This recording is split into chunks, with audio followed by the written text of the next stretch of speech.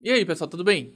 Sejam bem-vindos ao Contextos Criminais. Aqui em nosso canal contaremos para vocês de maneira direta sobre quem, quando, onde, como e porquê de cada caso. Além de atualizarmos como estão os personagens citados hoje em dia. E nesse nosso primeiro episódio, iremos contar para vocês o caso Débora. Um crime que chocou o Amazonas e o país e trouxe à tona muitos mistérios e reviravoltas e que ainda está em andamento. Então prepare-se e surpreenda-se com este caso. Eu sou Marcos Pessoa, e se você curte investigações reais, contextos criminais e histórias sombrias que marcaram o Brasil e o mundo, já se inscreva no nosso canal, deixe o like, compartilhe com seus amigos e participe conosco comentando o que você acha deste caso.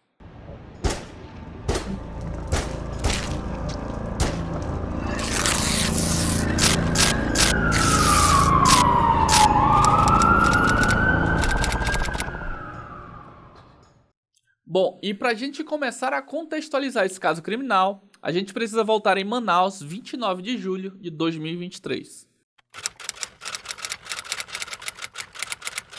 Naquele sábado à noite, uma jovem gestante chamada Débora da Silva Alves, de 18 anos, recebeu um chamado do pai do seu bebê e foi até o encontro dele. A Débora estava grávida de 36 semanas, ou seja, começando o 9º mês da gravidez, portanto prestes a ganhar neném. Ela morava no bairro Gilberto Mestrinho, na zona leste de Manaus. O suposto pai do bebê da Débora era seu namorado, o vigilante Gil Romero Machado Batista, de 41 anos. O Gil Romero teria convencido a Débora, dizendo-lhe que entregaria dinheiro para que ela comprasse o berço da criança. O Gil Romero não queria aquele bebê, porque ele achava que não era dele, mas ainda assim ele quis dar essa ajuda a Débora. Isso porque o Gil Romero era casado há 14 anos com uma mulher chamada Ana Júlia Azevedo Ribeiro, de 29 anos.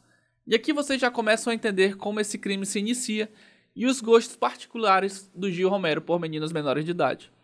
E antes de prosseguirmos, vou contextualizar melhor sobre os três que foram citados até agora, para que vocês guardem bem o nome deles e como eles se entrelaçam nesse caso. A Débora era uma jovem de periferia, grávida, tinha 18 anos, estava grávida de 8 meses, entrando no 9º mês, e seria a mãe do Arthur Vinícius. Se ela estava grávida com 18 anos, significa que quando ela caiu no papinho do Gil Romero, de 41, ela era menor de idade.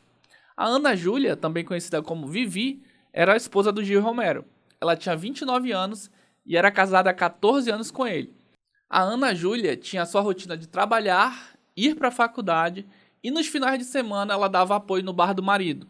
Ela não tinha filhos, mas era madrasta de 2 filhos do Gil Romero. Se ela tinha 29 anos e era casada há 14 anos, significa que ela casou com ele quando ela era menor de idade.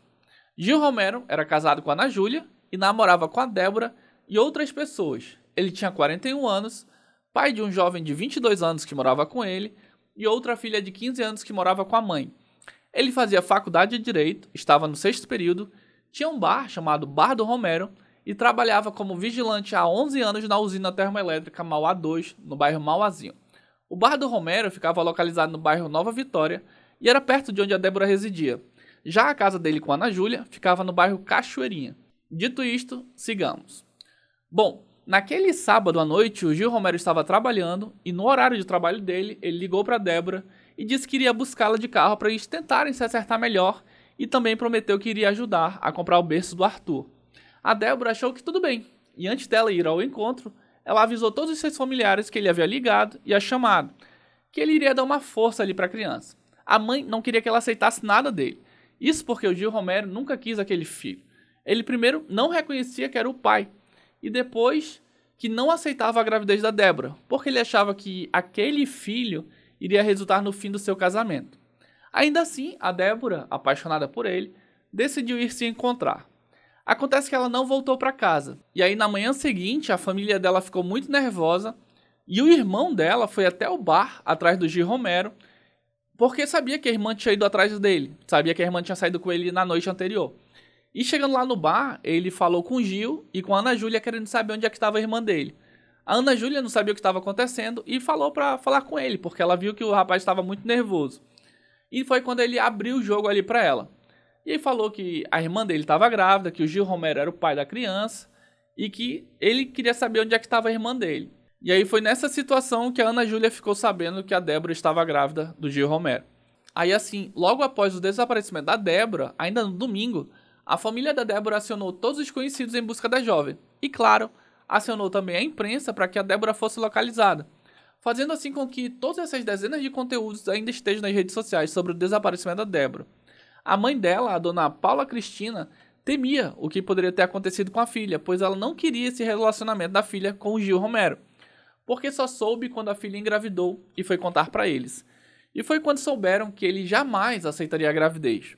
A família, que era da periferia e, portanto, não tinha muitas posses, disse que assumiria e cuidaria da criança com todo amor e carinho, independente do que havia acontecido, e que ela não se preocupasse, mas que também não aceitasse nada dele. Ou seja, eles, ao invés de chotarem a menina grávida, decidiram acolhê-la. Eles estavam determinados a cuidar da Débora e do seu filho, que se chamaria Arthur Vinícius, e já tinha todo o enxoval dele pronto. O quartinho, as roupas, tudo. A família estava só contando os dias para conhecer o neném. Inclusive, ele já tinha até ultrassom 3D, como vocês podem ver na imagem. Aí depois que aconteceu, a família ainda contou que o Gil Romero ameaçava a Débora por não aceitar a gravidez e porque ele queria que a Débora tivesse interrompido. Inclusive, no início, quando ela dizia que estava com dor no estômago ou enjoos, ele dava remédio para ela, dizendo que era para melhorar as dores. Só que, na verdade, ele estava dando medicamentos para acabar não com a dor, mas com a gravidez, se é que vocês me entendem. E disseram ainda que um mês antes desse desaparecimento, ele atacou a Débora e só não deu sumiço nela porque ela conseguiu se defender com uma faca. Infelizmente, nem a Débora nem a família dela levou esse caso à polícia. Inclusive, à época, a delegacia aqui do Amazonas até pediu para que as mulheres denunciassem, não ficassem caladas, porque se ela tivesse denunciado, de repente o desfecho poderia ter sido outro. Só que como a Débora era muito apaixonada por ele, ela decidiu não denunciar e seguiu conversando com ele e atualizando sobre o seu bebê.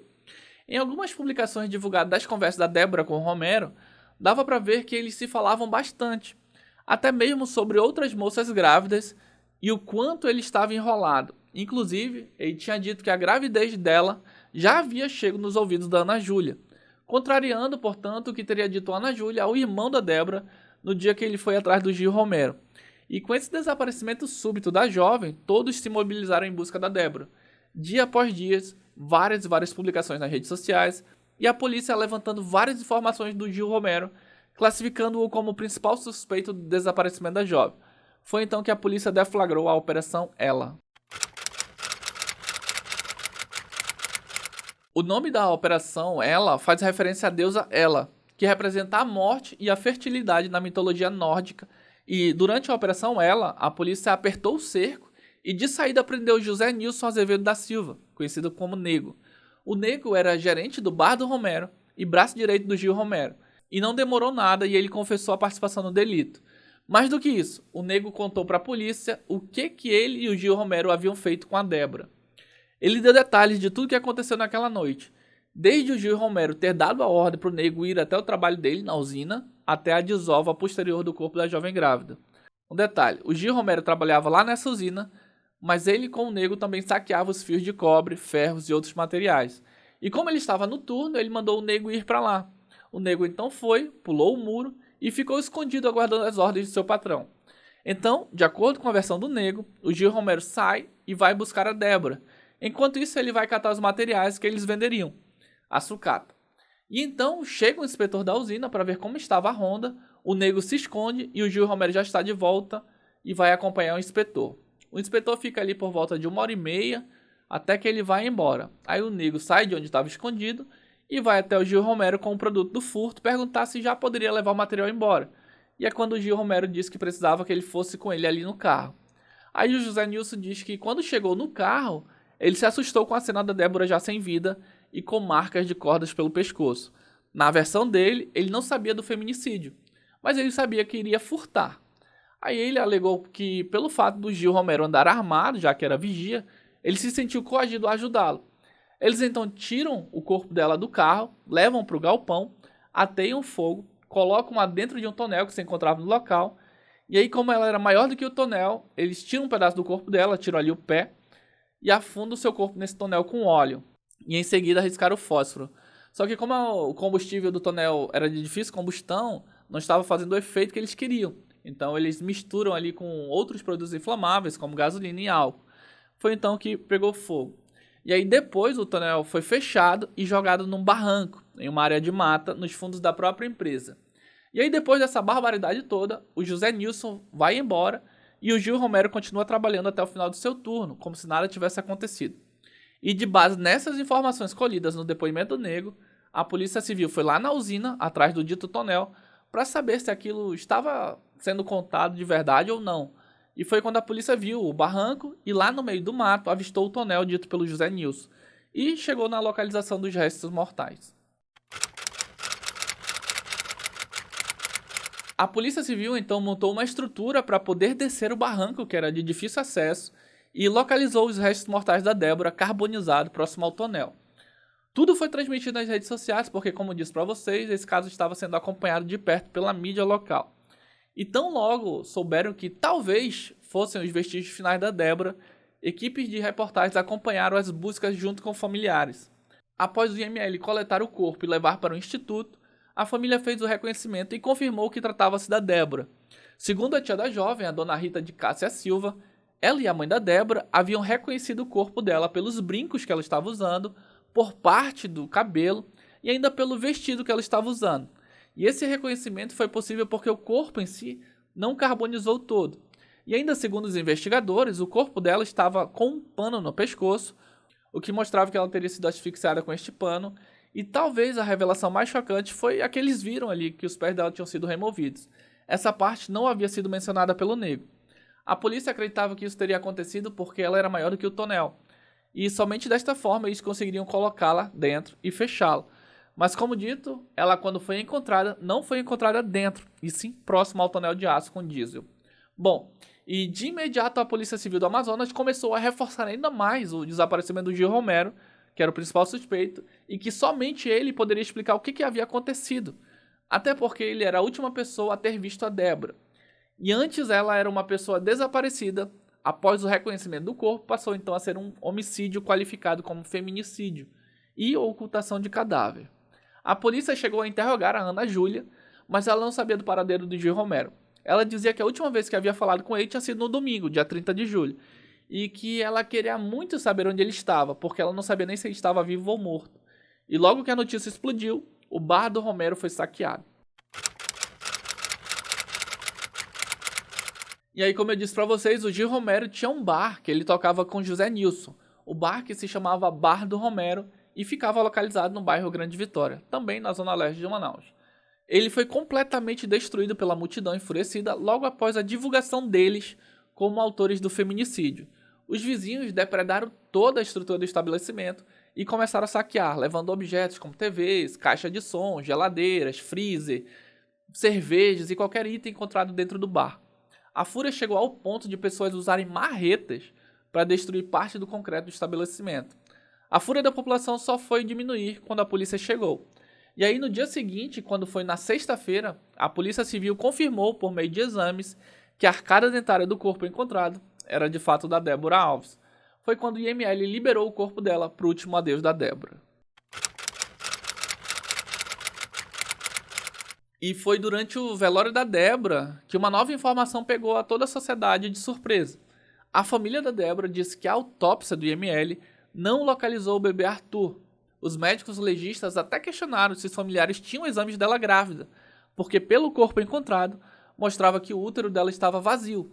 Houve até especulação se no calor intenso do fogo o bebê não poderia ter sido derretido, mas foi dito que não, que ainda assim ele seria identificado como outro material genético. E foi quando tudo tornou-se ainda mais tenebroso, e a essa altura o Gil Romero seguia foragido. Ainda durante o velório da Débora, Júnior Alves, o pai dela, disse que acreditava que o bebê pudesse ter sido retirado da barriga da sua filha antes dela deixar esse plano. Ele estava inconsolado, pois além da sua filha ter partido, tinha também o seu neto ali, que no caso seria o seu primeiro neto. E como eu disse para vocês, todo o caso da Débora está documentado através das redes sociais, então vou colocar para vocês um breve vídeo do pai da Débora durante o velório. Confira. E a Débora eu tô vendo, tá indo embora, mas cadê o Arthur que ninguém vê? As autoridades lá não falaram nada, para onde, quem. Nós precisamos saber cadê o Arthur. Você acredita que ele está vivo? Eu acredito que tiraram a criança viva. Porque foi feito 3 autópsias, não apareceu a criança. Tinha tudo, o laudo da ultrassom, tudo, e a criança não tá. Então tiraram a criança. Tiraram a criança e a criança possa estar viva. O que eu peço é que dê mais atenção à família, de justiça, porque cadê o Arthur? Meu netinho, cadê meu netinho, meu primeiro neto? Esse monstro tirou a minha filha, tirou meu neto. Eu peço pelo amor de Deus que ache meu neto Arthur. Eu tenho que agradecer a vocês. Já a mãe da Débora, a dona Paula, ela também afirmou que acreditava na possibilidade do bebê de 8 meses de gestação estar vivo. Em apelo emocionado, ela pedia celeridade nas buscas para encontrar o principal suspeito do crime e o pai da criança, Gil Romero. E aí ela enfatizou para que, caso encontrassem, não fizessem mal a ele, mas para que ele pudesse dizer onde estava o bebê. E aí eu vou pôr para vocês o vídeo emocionante da mãe da Débora no velório. Confira. População, quem foi, entendeu, que vê esse homem, não faça maldade com ele, para que a gente possa ter ele vivo, para ele falar aonde ele botou o bebê, para ele explicar, porque por mais que faça maldade com ele, não vai apagar a dor que ele está fazendo a gente sentir, não vai trazer ela de volta, e mesmo também não vai apagar nada a dor que ela sofreu, porque o que ele fez com a minha filha foi brutalidade que ele fez com a minha filha. A forma que ele fez com a minha filha não merecia. A minha filha não merecia isso. A minha filha era uma menina boa, a minha filha nunca foi uma menina má. Então eu peço, pelo amor de Deus, encontre esse homem. Encontre esse homem, é tudo que eu peço. Encontre, porque minha filha, eu digo, como eu disse para todo mundo, para os delegados, para os investigadores, lá para a doutora Alessandra, agradeço muito ela. Eu falei para ela, eu sei que a minha filha está morta, mas eu tinha esperança assim, de eu encontrar minha filha toda inteira, não da forma que eu encontrei. Não do jeito que ele fez com a minha filha, como se a minha filha fosse um pior ser. O que ele fez com a minha filha não era. A minha filha não merecia isso. E aí, depois de juntado todas as informações da polícia, com mais o depoimento do José Nilson, a Polícia Civil convocou uma coletiva de imprensa para explicar para a sociedade a sequência dos eventos criminais. E nessa primeira versão, a delegada Débora Barreiro explicou a dinâmica dos eventos. Ela contou de forma oficial que o Gil Romero era proprietário de um bar e também trabalhava como vigilante em uma usina. No estabelecimento comercial, José Nilson trabalhava como gerente, motivo pelo qual ele teria proximidade com o Gil Romero. Além disso, os dois atuavam furtando os fios da fábrica. E aí, no dia do crime, enquanto Gil Romero foi se encontrar com Débora, José Nilson foi para a usina roubar os materiais. Pouco tempo depois, segundo o nego contou em depoimento, Gil Romero apareceu com o corpo da jovem, sem vida e com sinais de asfixia. Ainda de acordo com a delegada, ainda em depoimento, José Nilson contou que se sentiu coagido ao ocultar o cadáver da vítima. Então eles colocaram o corpo da vítima em um tonel e o queimaram, desovando-o posteriormente. Segundo a delegada, isto é o que teria acontecido de acordo com José Nilson. Porém, era necessário encontrar o Gil Romero para confrontá-lo. Ainda não estava explicado a mutilação dos pés, nem o pano, e nem por que aconteceu tudo na usina. E como nada estava dando resultado para encontrar o Gil Romero, a Polícia Civil do Amazonas decidiu usar todas as suas forças para capturar o Gil Romero com várias inserções nas mídias digitais e na televisão. Foi quando eles receberam informações de que o Gil Romero tinha fugido para o estado do Pará. E aí, na segunda fase da operação, a Polícia Civil do Amazonas, junto com a Polícia Civil do Pará, se uniram e organizaram um plano para capturá-lo e não deixá-lo fugir. O Gil Romero estava escondido em uma cidadezinha no interior do Pará e montaram uma operação para capturá-lo sem que ele escapasse. E na noite do dia 8 de agosto, Gil Romero foi preso na cidade de Curuá, uma cidade que tem um pouco mais de 14.500 habitantes e que fica no oeste do Pará, ou seja, mais aqui perto do Amazonas. E aí, na tarde do dia seguinte, no dia 9 de agosto, Gil Romero foi transferido para Manaus e prestou depoimento pela primeira vez sobre o crime. Um outro detalhe minimamente curioso é que a Ana Júlia, esposa do Gil Romero, tinha parentes nessa mesma cidade de Curuá. E aí a delegada Débora Barreiro foi ouvi-lo para saber se ele confessava ter cessado a existência da Débora e também o que ele teria feito com o bebê Arthur. Só que, para surpresa de todos, o Gil Romero negou que tenha feito qualquer coisa a Débora. Ele, inclusive, disse que se alguma coisa de errado aconteceu com a jovem, foi pelas mãos do José Nilson. Claro que o depoimento deles eram contraditórios, mas nessa contradição houve algo em comum. Ambos citaram uma terceira pessoa envolvida. Essa terceira pessoa nunca ficou clara quem teria sido. A polícia tratou como suspeito, mas no fim ela não foi ligada diretamente ao caso. Um outro ponto em comum foi que, enquanto Gil Romero estava lá com a jovem na usina, chegou um inspetor na usina para vistoriar se estava tudo certo.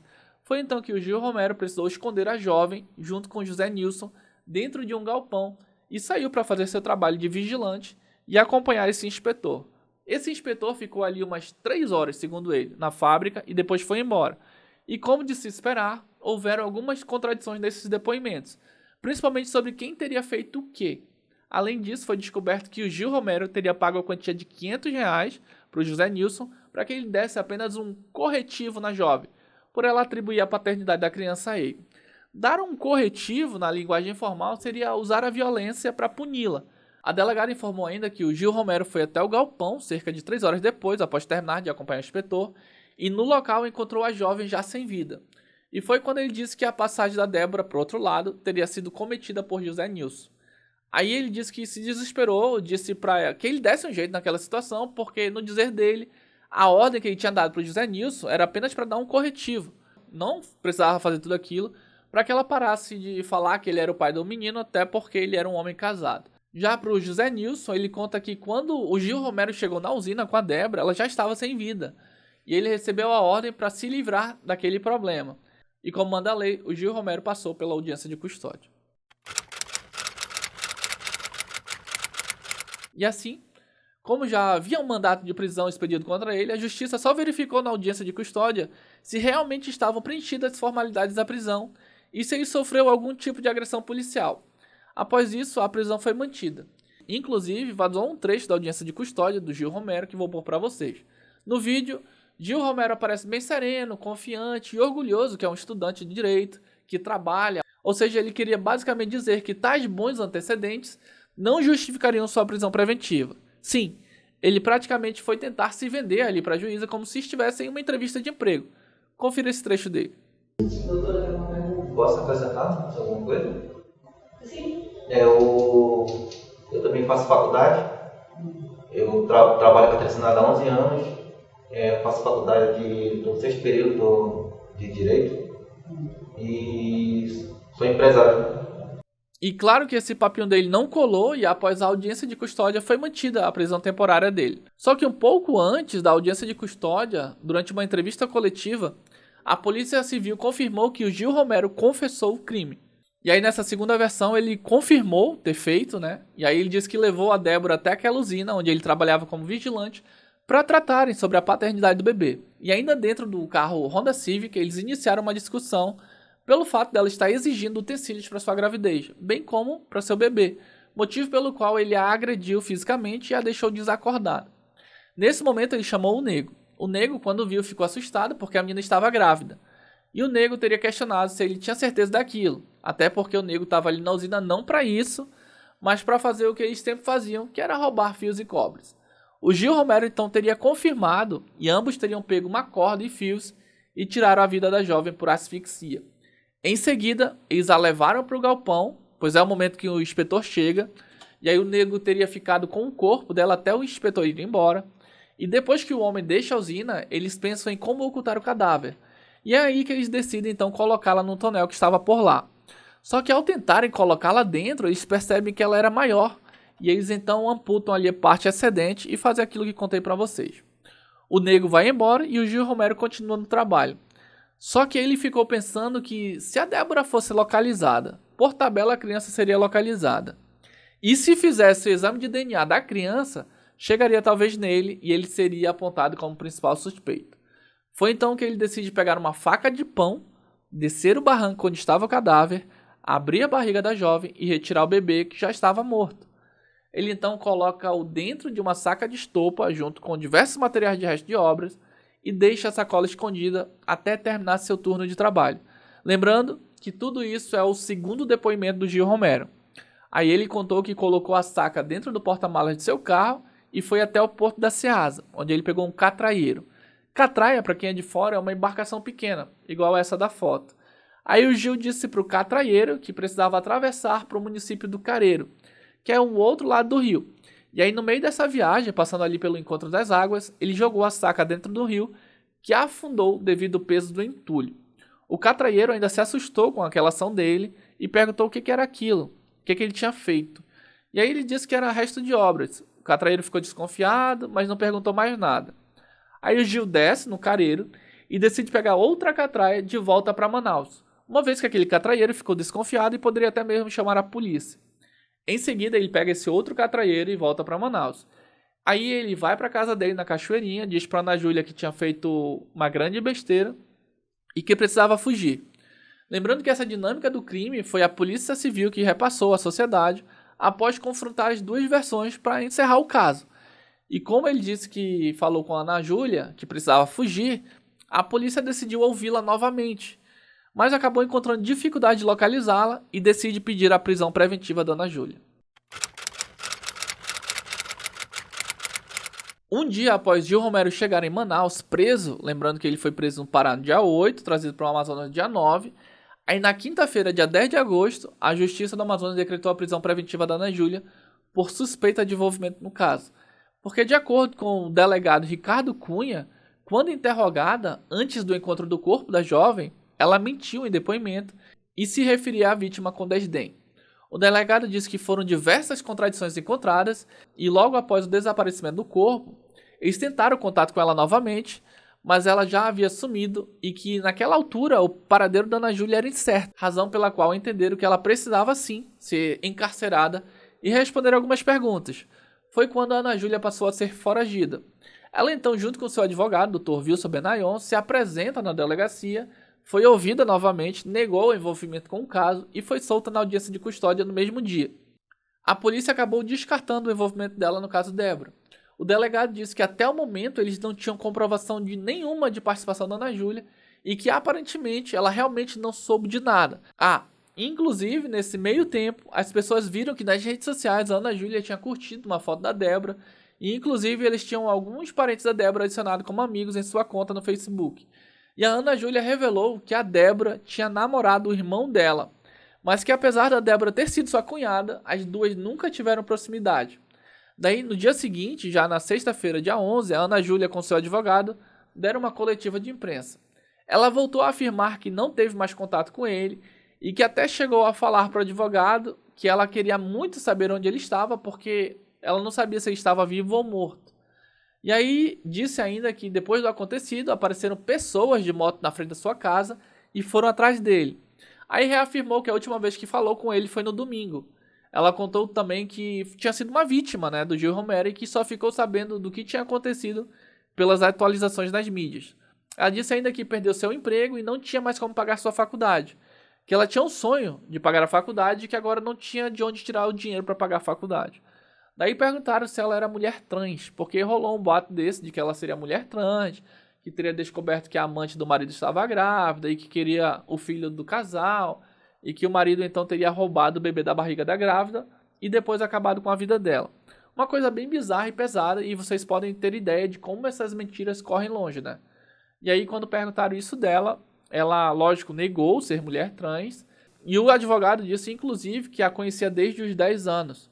Aí ela disse que a situação dela não querer engravidar é porque era uma escolha dela, porque ela sempre teve um objetivo na vida dela de trabalhar. E ela sempre se sustentou, que ela trabalhava e pagava a própria faculdade, e futuramente, quando tudo tivesse estabilizado, aí que ela ia querer ter filho. Ou seja, o fato dela não ter filho era opção dela. Logo, não fazia nenhum sentido isso que o pessoal estava inventando. Aí ela voltou a afirmar que não tinha contato com a Débora, não sabia do caso extraconjugal, rechaçando as acusações de que teria feito uma ligação para a jovem. A mãe da Débora falou que ela tinha feito uma ligação para ela. E ela disse que o único vínculo entre elas seria o fato de que a Débora teve um relacionamento breve com o irmão dela, mas que elas nunca chegaram nem mesmo a conversar. Daí, quando perguntado se ela conhecia o José Nilson, ela disse que sim, que ele prestava serviço no boteco, mas que ela não tinha qualquer contato direto com ele. O Nilson respondia ao Gil Romero e o ajudava no bar. Aí ela disse também que durante os 14 anos de casamento, o Gil Romero nunca demonstrou sinais de violência e que ela não conseguia assimilar a situação.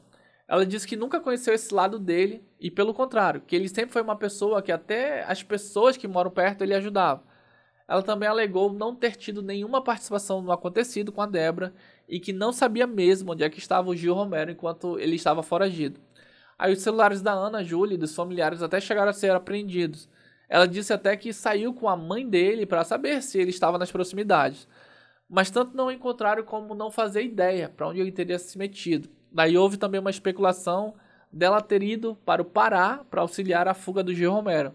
Daí o advogado salientou que ela permaneceu em Manaus ao longo das investigações e que todos os dias pela manhã a Ana Júlia estava no seu escritório, que ele tinha como comprovar porque lá no prédio tem identificação facial. Então ele juntou todos esses comprovantes e levou para a delegacia para mostrar que ela estava lá todos os dias em Manaus, só que a família da Débora não acreditava que a Ana Júlia fosse inocente ou não soubesse de nada. Eles tinham certeza do envolvimento dela e de alguma forma no caso. E na sequência começaram a vazar nas redes sociais prints de conversas da Débora com o Gil Romero. E aí nesses prints, além de mostrar que o Gil era cheio de amantes e que havia inclusive uma outra amante grávida, mostrava que a Ana Júlia já sabia que a Débora estava grávida. Ele dizia que as coisas não estavam boas pro lado dele e a Débora dizia que ele estava nesse rolo porque ele escolheu. E que se a Ana Júlia ficou sabendo de alguma coisa, não foi por conta dela. E inclusive a Ana Júlia disse na coletiva com a imprensa que só sabia que estava sendo traída e que a Débora estava grávida no domingo, depois do desaparecimento da jovem, quando o irmão da Débora teria ido atrás do Gil. E aí foi quando ela ficou sabendo, né? Aí na coletiva ela até disse que sabia que o pai do filho da Débora era um tal de Gil, mas não desconfiou que era o marido dela, porque o povo só chama ele de Romero. E tudo ficou por isso mesmo. O advogado dela até parabenizou o trabalho da Polícia Civil do Amazonas, que excluiu a Ana Júlia do inquérito policial por ausência de provas, e principalmente por ter certeza da não participação da Ana Júlia no crime. O que eles não sabiam, entretanto, é que na cidade de Itacoatiara, o Jota, do Portal do Jota, fez uma descoberta que poderia dar uma reviravolta no caso. Ele conseguiu filmagens da Ana Júlia e do Romero juntos antes dele fugir para o Pará. Daí, no dia seguinte, no sábado, dia 12 de agosto, o Portal do Jota trouxe a público imagens de câmera de segurança feitas na cidade de Itacoatiara, distante a 270 quilômetros de Manaus. Imagens feitas no dia 2 de agosto, ou seja, 3 dias após o sumiço da Débora, o Gil Romero e a esposa dele, a Ana Júlia. Nas imagens é possível vê-lo descendo de um Celta preto. Logo, o registro contradiz o depoimento feito por Ana Júlia, 2 vezes à polícia, onde ela afirma que teria visto o Gil Romero pela última vez no dia 30 de julho e que ela não teria saído de Manaus. As imagens mostravam que Ana Júlia estaria segurando uma sacola branca, que poderia ser o bebê Arthur, e que, se fosse confirmado, colocaria o depoimento do Gil em contradição, que disse tê-lo jogado nas águas do Rio Negro. Até porque naquele momento não se tinha ideia do paradeiro do bebê. A única pista que se tinha era que o Gil Romero teria jogado junto com uma sacola de estopa e restos de concretos de obra no meio do rio de madrugada, e que a sacola teria afundado. Versão essa que a própria família da Débora nunca comprou, mas que acabou sendo repassada pela polícia para a sociedade, dando o inquérito por encerrado com essa definição. Até porque a polícia estava procurando a Débora. Depois que eles encontraram a Débora, acabou o caso. A família que estava procurando o bebê, só que para isso teria que ser outro caso. Só sei dizer que, apesar disso tudo, nada mudou. Seguiu preso apenas o Gil Romero e o Negro, até que chegou o dia dos finados de 2023. No dia dos finados, quase 100 dias após a passagem da Débora, a família enlutada e inconformada por não encontrar e não poder velar o bebê Arthur, foi ao cemitério e acendeu velas pela sua alma. Eles fizeram uma corrente de oração muito forte e, depois de irem no cemitério onde a jovem estava sepultada, decidiram voltar até a área onde o corpo foi encontrado, para fazer uma última homenagem a ela. Eles sentiram que aquela história não estava completa. Eles achavam que tinha algumas lacunas. Aí foram até a área da mata da usina, oraram e ficaram até o entardecer. E como já estava escurecendo, eles foram embora do local. Só que antes deles saírem, eles encontraram uns pedaços de ossos que pareciam ser um crânio pequeno. Era um fragmento apenas. Eles acharam bem estranha aquela situação, se olharam e decidiram então levar esse fragmento para casa. O pai da Débora contou que eles passaram a noite procurando na internet como seria o crânio de um bebê de 8 meses. E após eles verem diversas imagens e comparar com o que eles tinham na mão, eles achavam que o fragmento poderia ser do crânio do bebê Arthur. E na manhã do dia seguinte, na sexta-feira, dia 3 de novembro, eles voltaram no local que a Débora havia sido encontrada e começaram a vasculhar melhor a área com toda a atenção. Para se ter ideia, até aquele momento o tonel de aço que havia sido usado para queimar a jovem continuava no local, indicando a crueldade que ela havia sofrido e marcando o local do seu calvário final. E após algumas horas fazendo buscas, os familiares encontraram o restante da ossada com características do pequeno ser. Eles, lógico, sentiam dentro de si que aqueles ossos seriam do bebê Arthur. Afinal, seria muita coincidência não ser. Visto que a ossada foi encontrada na usina termoelétrica, no mesmo local onde a jovem Débora e o bebê Arthur perderam sua vida. A ossada estava exposta na terra como se tivesse sido revelada a eles. A polícia foi acionada e uma equipe da delegacia especializada em homicídios e sequestros, a perícia criminal e o Instituto Médico Legal se direcionaram ao local. Antes disso, a família já tinha tido confirmação de um antropólogo que aquele osso tinha característica de ossos de um ser humano e não de um animal. E depois que os especialistas recolheram os ossos, a família começou a aflição de ter que aguardar o resultado do exame de DNA para reconhecer aquela ossada sendo do Arthur. E o mais impressionante disso tudo é que na semana seguinte ao encontro da ossada, daquele que poderia ser o Arthur, o processo andou e deu-se início à audiência de instrução. No dia 7 de novembro ocorreu a audiência de instrução do caso Débora, e foi quando a justiça fez a inquirição das testemunhas arroladas pela acusação e pela defesa, esclarecimentos dos peritos, acariações, reconhecimento de pessoas e coisas e, por último, interrogatório dos acusados, no caso Gil Romero e do Negro. A audiência do caso Débora durou alguns dias e, enquanto acontecia, os familiares e amigos se reuniram em frente ao Fórum Enoque Reis para acompanhar e também protestar pedindo justiça pela Débora. Os acusados participaram da audiência por videoconferência. A defesa do Gil Romero, que é da responsabilidade do advogado criminalista Wilson Benayon, ainda tentou adiar a audiência e alegar que não havia encontrado testemunhas de defesa e que havia assumido o processo há pouco tempo. Mas acabou que não foi acatada pelo juiz de direito James Oliveira dos Santos, titular da 2ª Vara do Tribunal do Júri. Na audiência também participaram a defensora pública Ellen Cristina de Mello, pela defesa de Negro, e pela acusação a promotora de justiça Clarissa Moraes Brito. A mãe da Débora, a Paula Cristina, e uma amiga da vítima, uma adolescente de 16 anos, participaram no processo como testemunhas de acusação. Além delas, também teve a equipe de policiais da DAHS, que conduziram as investigações. E em nenhum momento a família acreditou na versão apresentada pelo Gil Romero, na qual afirmava que o Arthur teria sido jogado dentro do rio, e afirmava o tempo todo que não entendia por que a polícia estava acreditando no Romero, que eles tinham certeza que o Gil Romero estava mentindo desde o início. E aí o pai da Débora deu mais uma pedrada. Ele citou sobre terem encontrado os vestígios da ossada do bebê e criticou falando o seguinte, abre aspas, o cara cometeu crime desse tipo dentro do local de trabalho e já próximo à troca da guarda, entre 23 até as 6. Ele estava com pressa. Nas imagens do necrotério, o legista falou, o útero da sua filha está no local, não tem vestígio de ter sido arrancado. Ela teve esse bebê devido à tortura. Isso agrava mais, fecha aspas. E durante a audiência, o juiz iniciou o interrogatório do José Nilson, que preferiu ficar calado. Na sequência, o magistrado iniciou o interrogatório do acusado Gil Romero, que optou por responder apenas as perguntas do advogado de defesa dele. E aí, depois dos interrogatórios, houve pedido da defesa para novas diligências e, posteriormente, ficaram de decidir se os acusados seriam submetidos a júri popular ou não. Isso, como falei para vocês, foi no início de novembro. E quando foi no meado de dezembro, saiu o laudo do IML sobre a ossada. No dia 14 de dezembro, após mais de um mês desde que os ossos foram encontrados, o IML confirmou para a família que os ossos encontrados eram do bebê da Débora.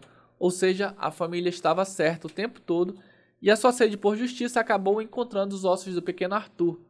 Eles se emocionaram bastante e puderam fazer um velório simbólico para o bebê. O processo do caso Débora se arrasta, Para se ter ideia, a audiência de instrução foi em 7 de novembro e somente em 14 de maio deste ano é que saiu a decisão do juiz de direito titular da segunda vara do Tribunal do Júri, Fábio Lopes Alfaia, que decidiu que Gil Romero Machado Batista e José Nilson Azevedo da Silva irão a júri popular, acusados do cessar de existir da Débora da Silva Alves e do seu nascituro. Gil Romero Machado Batista e José Nilson Azevedo da Silva serão julgados por duplo homicídio triplamente qualificado. Como dito, eles responderão pelo duplo homicídio qualificado, motivo torpe, asfixia, recurso que impossibilitou a defesa da vítima e feminicídio cruel, além de aborto provocado por terceiro e ocultação de cadáver e associação criminosa.